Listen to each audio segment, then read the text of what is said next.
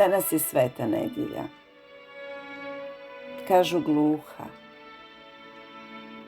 a mi gluhonijemi. Čudni ljudi. Niti čujemo, sve manje pričamo. Još manje vidimo što se događa oko nas, a kamoli u nama.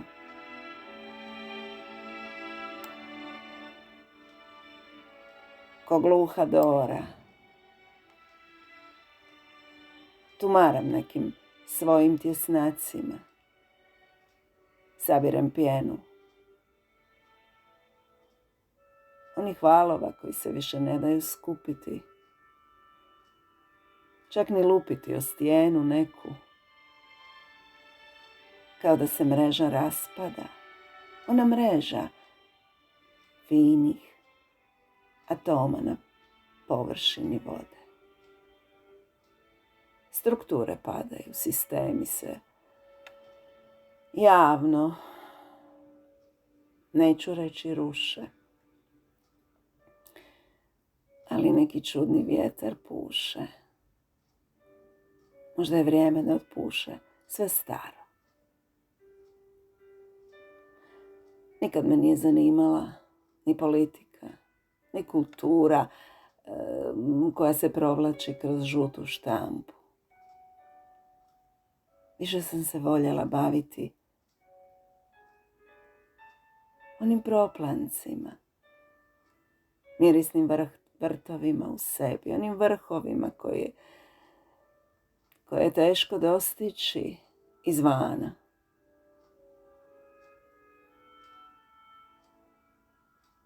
Gluha je nedjelja.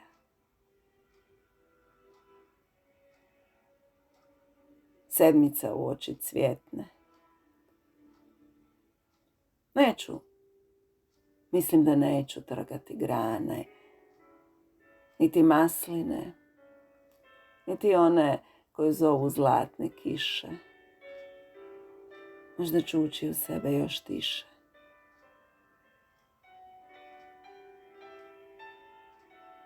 Možda je tako najbolje ući u svoje pećine, iznjedriti konačno one gorske kristale u svim bojama, dopustiti bojama duge da se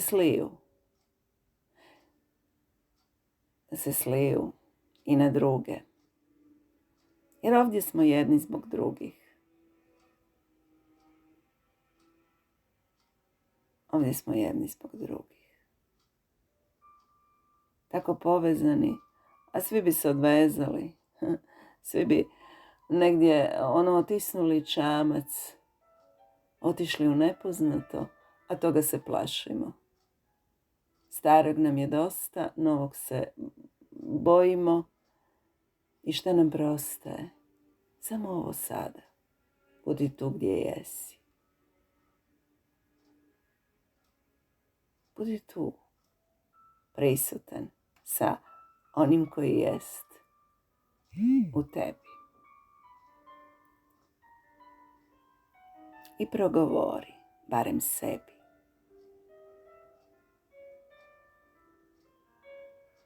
Zbog čega se smanjuješ?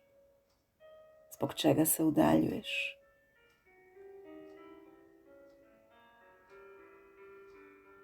Kad nebo je tako prostrano i svuda je oko nas.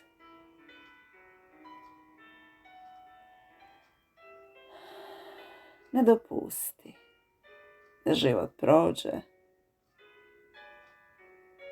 da ništa novo ne dođe i ne uđe u tvoj život samo zato jer si stalno u grču. Ne čezni za ničim, jer sve što treba već je tu. Proljeće na domaku.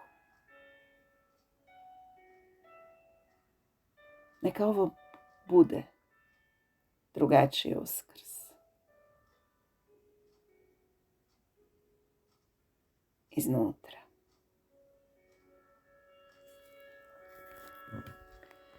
17. ožujka 2024. Danas je gluha nedjelja. Ona uoči sljedeće cvjetnice. Danas je došlo mnogo slikovnih poruka sa puno cvijeća. Vjerojatno će tako i biti. Amen. Mirjana Frenzbenci.